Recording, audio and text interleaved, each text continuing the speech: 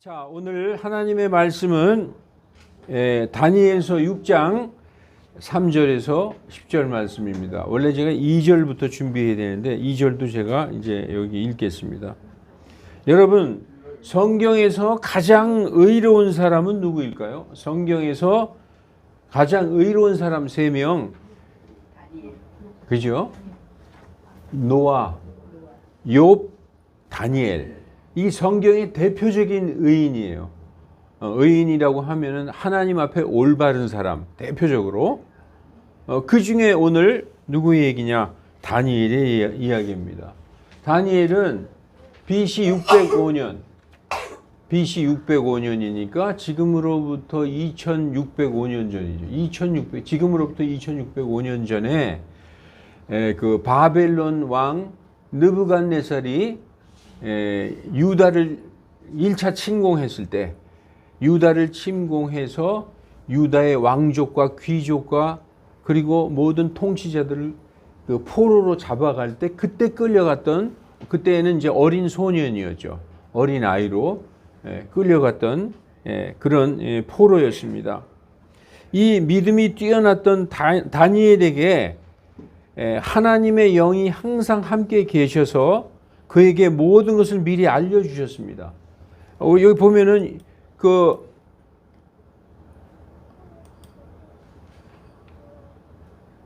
하나님의 영이 항상 함께 계셨다라는 말씀이 있는데 6장 3절에 보면 여기죠.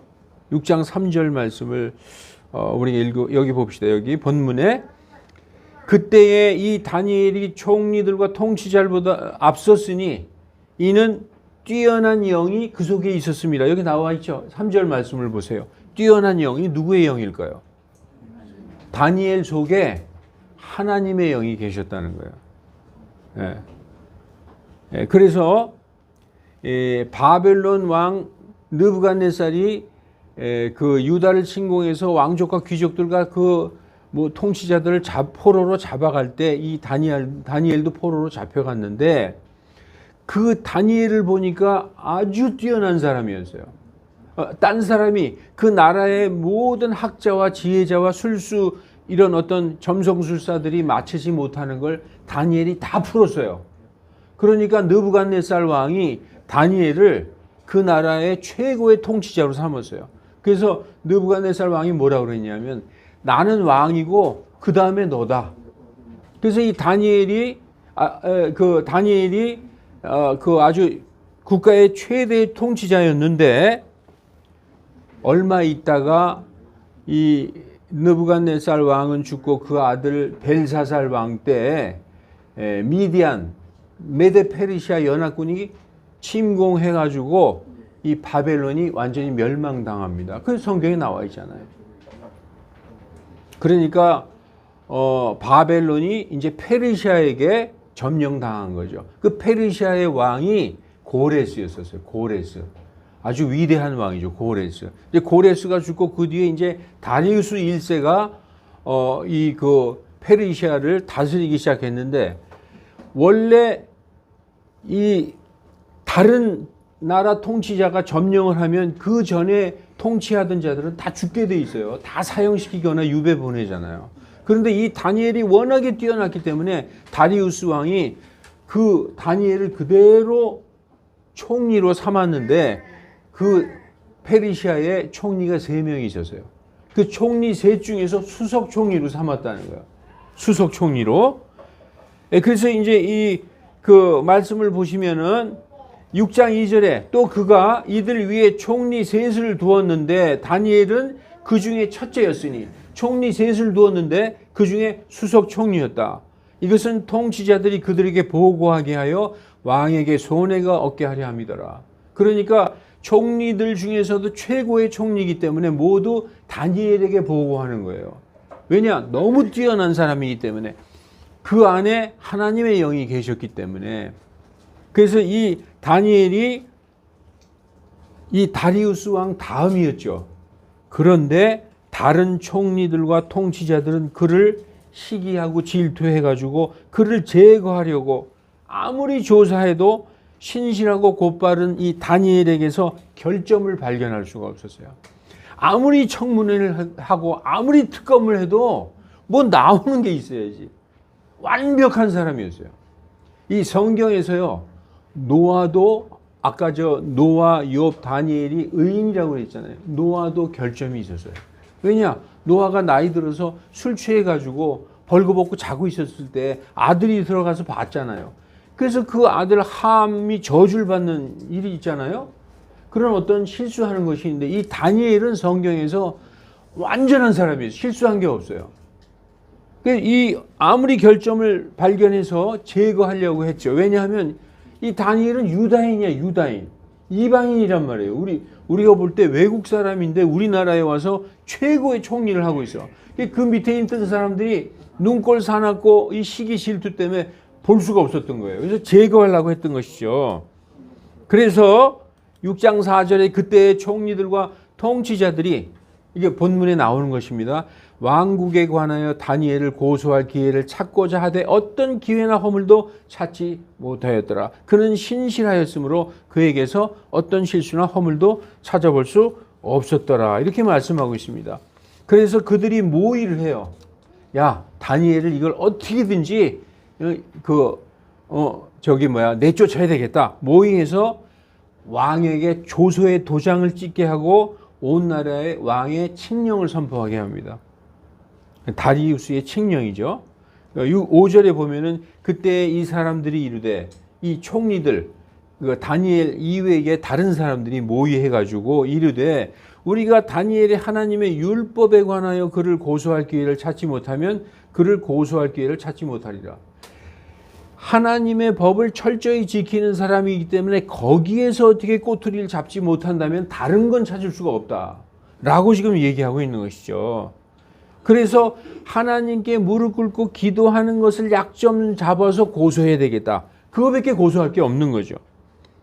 네, 그래서 오늘 본문은 페르시아 왕 다리오의 조서 내용이 뭐냐? 30일 동안 다리우스 왕 외에 그 어떤 사람이나 신에게 무엇을 빌면 백성 누구든지 왕에게 빌지 않고 어떤 다른 사람이나 다른 신에게 빌면은 그는 사자굴에 던져놓는다. 이 조서를 작성해가지고 왕에게 가져간 거예요. 성경이 그대로 나와 있습니다.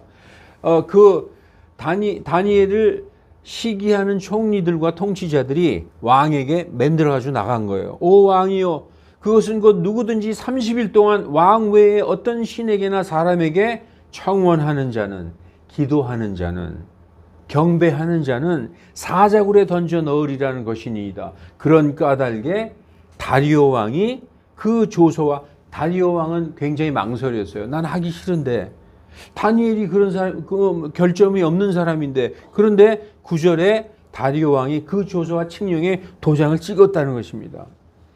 그러나 다니엘은 왕의 칙령이 공포되었음에도 불구하고 이 왕의 칙령은 뭐냐?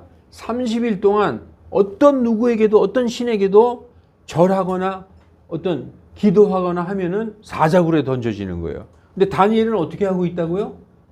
매일 하루에 3번씩 하나님께 경배하고 기도하는 거예요. 그게 약점이 된 거예요.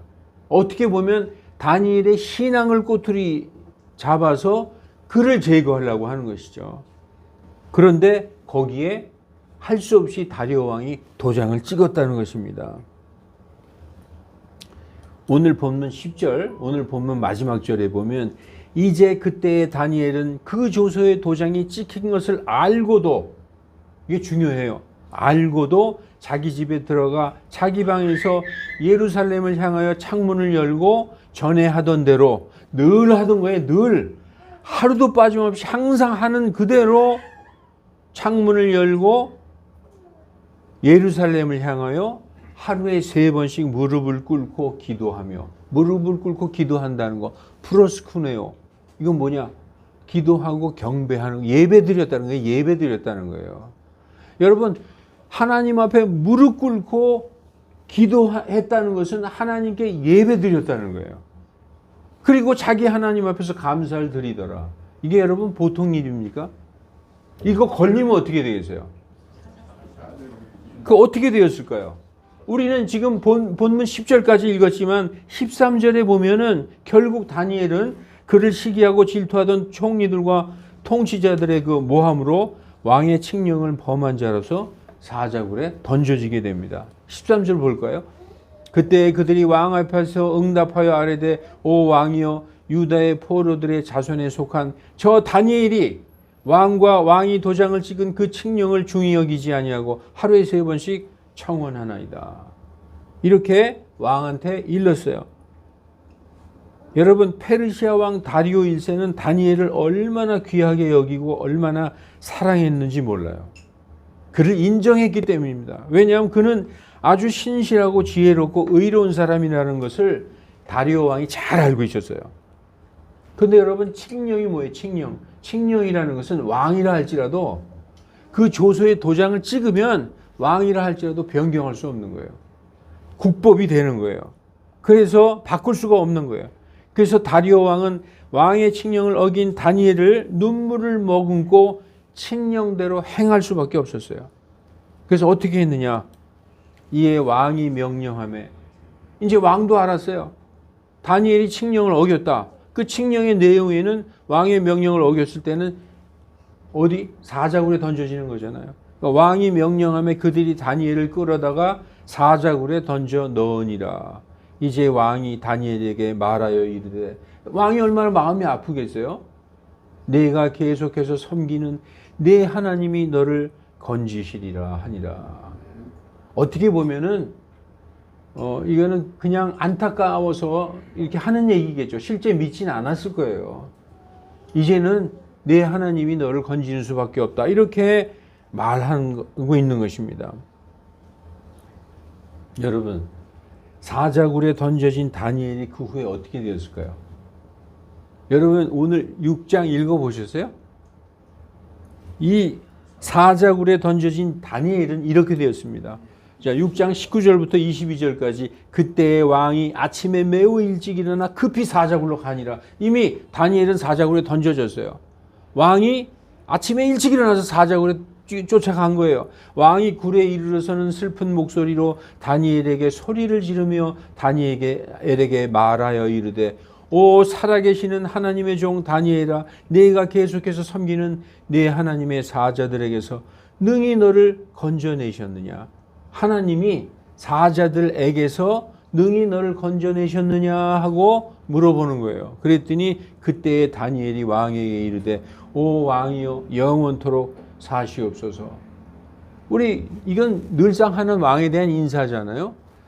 내 하나님께서, 나의 하나님께서 자신의 천사를 보내서 사자의 입을 막으셨으므로 사자들이 나를 해치지 못하였사오니 이는 내 무죄가 그분 앞에서 드러났기 때문이니이다. 이렇게 살아있는 거예요. 다니엘이. 왕이 얼마나 놀랬겠어요. 여러분, 이 말씀을 들으면 여러분 어떻게 생각하세요? 아, 이건 무슨 전설 따라 삼천리 아니면 무슨 위인전에 나오는 그런 얘기 아니냐 이렇게 생각할 수 있죠. 그런데 여러분, 이거는 전설이나 인위적으로 사람이 과장해서 만들어낸 어떤 위인의 얘기가 아니라 이 말씀은 역사적 사실이에요. BC 530년경에 실제적으로 다리우스라는 왕이 통치하던 시대에 실제적으로 일어났던 역사적 사실이고 그 역사적 사실을 성경에 그대로 기록한 것입니다. 사실 그대로 성경에 기록된 거예요. 그러면 다니엘을 모함해서 사자굴에 던져 넣으라고 왕에게 칙령을 선포하라고 다니엘을 제거하려고 했던 그 사람들은 어떻게 됐을까요? 어떻게 됐을까? 자, 6장 23절 이에 왕이 그로 인해 심히 즐거워하여 명령하여 그들이 다니엘을 굴에서 끌어올리게 하며 이에 그들이 다니엘을 굴에서 끌어올린 즉 그에게 아무 상처도 보이지 아니하였으니 이는 그가 자기 하나님을 믿었기 때문이더라. 하나님이 그를 지키셨다는 거예요. 믿지 않는 사람이 볼 때는 야 그건 니네 믿는 사람들이 하는 얘기지 무슨 사자가. 이거는 역사적인 사실이에요. 이 성경은 진리의 책이고 성경에 거짓말을 기록되어 있는 게 아니라 완전히 있었던 내용 그대로 기록된 것입니다. 6장 24절을 보십시오. 왕이 명령함에 그들이 다니엘을 고소한 그 사람들을 데려오고 그들과 그들의 자녀들과 아내들을 사자굴에 던져 넣으니, 이제 완전히 거꾸로 됐죠. 그들이 굴 바닥에 이르기도 전에 사자들이 그들을 잡아채어 그들의 뼈를 다 산산조각 내었더라. 여러분, 이게 우리는 전설이나 어떤 위인전 얘기가 아니라 성경에 있는 그 진리 얘기 그대로인 거예요. 하나님의 사람 다니엘을 하나님께서 지키셨다는 것입니다. 오늘 이 다니엘의 이야기는 교회 다니는 사람이면 다 아는 말씀이에요. 이거 다 아는 얘기예요. 그런데 여러분, 이 말씀이 마음에 와닿습니까? 마음에 진짜 와닿아요? 전설 같기도 하고 인위적으로 막 이렇게 부풀려서 과장된 위인전 같기도 하고, 그렇죠? 그렇지만 이 말씀은 BC 530년경 다리오 왕 때 있었던 역사적 사실입니다. 오늘 본문의 다니엘은 항상 하루에 3번 예루살렘을 향해, 왜 예루살렘을 향했을까요? 예루살렘 성전에 계신 하나님을 향해. 그때는 예루살렘 성전의 지성소에 하나님의 영이 계셨잖아요. 임재에 계셨잖아요. 그 예루살렘을 향해서 하루에 3번 예배드렸어요. 기도하고 예배드렸어요. 여러분, 저는 오늘 횟수를 얘기하는 게 아니에요. 다니엘은 하루에 3번을 드려서 하루에 3번 많이 드렸구나. 저는 지금 횟수를 얘기하는 게 아닙니다. 그에게 가장 중요한 일이 뭘까? 다니엘에게 있어서 가장 중요한 일은 하나님을 향한 경배와 기도였다는 거예요. 다니엘에게 가장 중요한 일이 뭐였다고요? 하나님에게 경배와 기도하는 것. 이게 다니엘에게 가장 중요한 일이었어요. 이 모습이 진정한 성도의 모습입니다. 이게 진짜 크리스찬의 모습이라는 거예요. 여러분, 신약 시대에 우리가 아는 그 사도들 있잖아요. 베드로, 이런 요한, 이런 사도들도 기도 시간을 정해놓고, 이 다니엘만 그런 게 아니에요.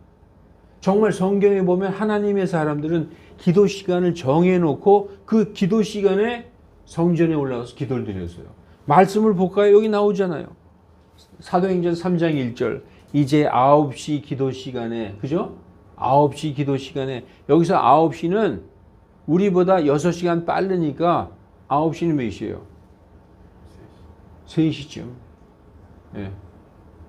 그렇게 기도 시간을 정해놓고 매일 성전에 올라가서 기도했다는 거예요. 누가? 베드로와 요한이. 다니엘만 그런 거 아니에요. 그러면 위대한 믿음 심리 교회의 성도들의 기도 시간은 몇 시일까요? 10시. 맞아요. 10시예요. 큰 소리로. 우리 교회의 기도 시간은 10시예요. 10시. 그 10시에 성도들이 서로를 위해서 기도하고, 또 내 죄를 위해서 하나님께 기도하고, 또 감사드리고, 아니면 10시에 찬양이라도 하고, 기도와 감사와 찬양, 이 시간이 우리는 10시죠. 베드로와 요한에게는 3시였고 다니엘은 하루에 3번씩 했다는 것입니다. 요즘 교인들은, 여러분, 제가 교인이라고 그러죠. 성도로가 안 그러고, 요즘 교인들은, 교회에 댕기는 사람들은 주일날 예배 보고 왔다고 얘기해요. 예배 보고. 너 예배 보고 왔냐? 나 예배 보고 왔어. 여러분, 예배는 보고 오는 게 아니에요. 예배는 보고 오는 게 아니라 보이러 가는 거예요. 보이러. 누구에게? 하나님에게. 아버지, 제가 왔습니다. 아버지께. 여러분, 추석 때 부모님 찾아가죠? 왜 찾아가요? 아버지, 제가 왔어요. 어머니, 제가 왔어요. 주일날 하나님 아버지, 우리의 영적인 아버지인 아버지께, 아버지, 제가 왔습니다. 제가 여기 있습니다 하고 자기를 보이러 나오는 게 예배예요. 하나님 앞에 자신을 보이는 것입니다. 그렇게 하나님께 나아가서 하나님께 예배드리고 하나님께 영광과 찬양과 감사드리는 것, 그것이 하나님께서 하나님의 자녀들에게 진실로 원하는 것이라는 거예요. 성경에 이렇게 써 있어요. 에베소서 1장 12절. 이는 그리스도를 먼저 신뢰한 우리로 하여금 여기서 왜 먼저라고 그럴까요? 유대인들, 이스라엘 백성보다 이방인들이 예수님을 먼저 믿었어요. 유대인들은 자기네 이스라엘에서 태어나신 유다인이신 예수님을 믿지 않았어요. 우리 이방인이 먼저 믿었다는 거예요. 먼저 그리스도를 신뢰한 우리로 하여금 뭐가 되게 하신다고요? 그분의 영광에 대한 찬양이 되게 하려 하십니다. 그래서 크리스찬들은 하나님의 영광에 대한 찬양을 위해서 우리를 부르셨다는 거예요. 그 하나님의 영광에 대한 찬양을 우리가 모여서 예배 시간에 우리의 온 마음을 다하고 혼을 다하고 힘을 다해서 하나님께 영광과 찬양과 감사를 드리면서 예배를 드리는 거예요. 이 얼마나 귀한 시간입니까? 이게 다니엘은 자기의 생명보다 귀했다는 거예요. 오늘 여러분 설교 제목이 뭡니까? 설교 제목이 뭐예요? 생명보다 귀하다. 생명보다 뭐가 귀하죠? 뭐가 귀하다는 거예요. 하나님께 나아가서 드리는 그 예배가 다니엘이 예배드리다 걸리면 죽을 거 알면서도 당장 죽는 거예요. 알면서도 평소와 똑같이 예루살렘을 향하여 하나님께 3번 예배 드렸다는 거예요. 이게 그러니까 우리가 생각하는 예배 보고 왔다 개념과 이 다니엘은 자기의 생명보다 더 소중하게 예배를 생각했다는 것입니다. 이 현대교회 성도들은 그러한 걸 모르고 있어요. 그러한 걸 모르고 있다는 거예요. 여러분, 절했다. 그것은 경배했다. 엎드려 기도했다. 여러분, 한 번만 드려도 되는데 무슨 하루에 3번씩이나 드리냐 생각하겠지만 그의 이 말씀은 그의 생활과 생각이 완전히 하나님 중심으로 거기에 완전히 온 마음이 거기에 가 있다는 거예요. 그의 생활과 생각이 완전히 하나님 중심으로 살고 있다는 것의 외적인 증거였다는 거예요. 여러분, 이거 뭐 느끼는 거 없습니까? 심지어 하나님께 절하면 왕의 칙령을 위반하는 죄로 사형에 처해지는 것을 알면서도 평소와 똑같이 하나님께 3번 절했다는 것은 그에게 있어서 하나님에게 대한 예배는 생명보다 귀한 것이요 도저히 멈출 수 없는 것이었기 때문에 그렇게 했다는 것입니다. 그러면 다니엘에게만 하나님께 대한 예배가 생명보다 귀한 걸까요? 그렇지 않다는 거예요. 현 시대를 사는 모든 크리스찬들, 우리들에게도 하나님에 대한 예배는 생명보다 귀하다는 거예요. 여러분, 그러니 이 예배를 빠질 수가 있겠어요? 여러분, 이 예배에 대한 개념을 알면 이걸 빠질 수가 있겠느냐고요. 아니, 다니엘과 우리가 다른 게 뭐죠? 믿음이 좀 다르죠. 그 사람은 아주 죽음을 각오하고 생명보다 더 귀하게 생각했다는 것이죠. 그런데 여러분, 성경은 왜 이렇게 우리가 감당할 수도 없고 이해할 수도 없는 이런 사람들의 신앙을 기록해 놨을까? 이거 왜 기록해 놨을까요? 그 사람 참 대단하다. 너무 잘한다. 이렇게 하고 끝나라고 기록해 놨을까요? 모델로 삼아주시긴 모델. 너희도 그렇게 하라고 본받으라고 기록해 주신 거예요. 저는 이 설교를 준비하면서 점점 깨닫기 시작했어요. 준비하다가 은혜 받는 게 얼마나 많은지 몰라요. 설교 준비하다가. 이 예배라는 것이 이게 목숨보다 귀한 것이구나. 이걸 내가 깨닫게 됐어요. 여러분, 우리 교회 한번 볼까요? 일주일에 딱 한 번, 주일 오전 11시 예배밖에 없습니다. 저는 이 한 번의 주일 예배가 생명보다 더 귀한 예배다. 그걸 저는 깨달았어요. 설교 준비하면서. 이 예배가 여러분, 다니엘이 오늘 이 말씀과 비교해 보세요. 생명보다 귀한 예배예요. 이 자리에 너희가 내 이름으로 모인 자리에 내가 너희와 함께 있느니라. 여기에서 우리에게 감사와 찬송과 영광을 받으시는 거예요. 얼마나 귀한 예배입니까? 오늘 말씀에 여러분 어떤 생각이 드십니까? 추석 연휴를 쉬면서 시간 날 때마다 하나님의 사람 다니엘에 대해서 깊이 묵상해 보시고 하나님이 원하시는 수준이 어느 정도의 경배와 믿음이냐, 우리에게 하나님이 어느 정도를 원하고 계시느냐, 이 정도 원하시는 거예요. 이 정도. 근데 우리 그거 할 수 있어요? 너무 힘들죠. 그러니까 이 일주일에 한 번 예배, 다른 교회들이 보면 비웃을 거예요. 다른 교회들 여러분 보세요. 매일 새벽 기도, 수요 예배, 금요 철야, 구역 예배, 무슨 예배 해가지고 일주일에 5번은 예배 있어요. 적어도 3번은 있어요. 그리고 뭐 오전 예배, 오후 예배, 저녁 예배 있잖아요. 이 한 번의 예배를 소중히 생각하시는 여러분이 되시기 바랍니다. 그래서 이 추석 연휴를 쉬면서 이 다니엘에 대해서 깊이 묵상해 보시고 하나님이 원하는 수준이 어느 정도의 경배와 믿음인지 깨닫고 여러분과 제가 다니엘 같은 참 경배자, true worshiper, 성경에 나와 있어요. 참 경배자, true worshiper가 되시기를 주 예수 그리스도의 이름으로 간절히 축원합니다. 네, 기도하겠습니다. 거룩하신 하나님, 하나님께서 우리를 창조하신 목적은 하나님의 영광에 대한 찬양이 되도록 우리가 하나님 앞에서 하나님께 영광과 찬양과 감사를 드리게 그분의 이름 앞에 영광을 올리도록 하기 위해 우리를 창조하셨다고, 우리를 부르셨다고 성경은 말씀하고 있습니다. 하나님, 그것이 우리 인생에 있어서 가장 중요한 일임을 오늘 깨달았습니다.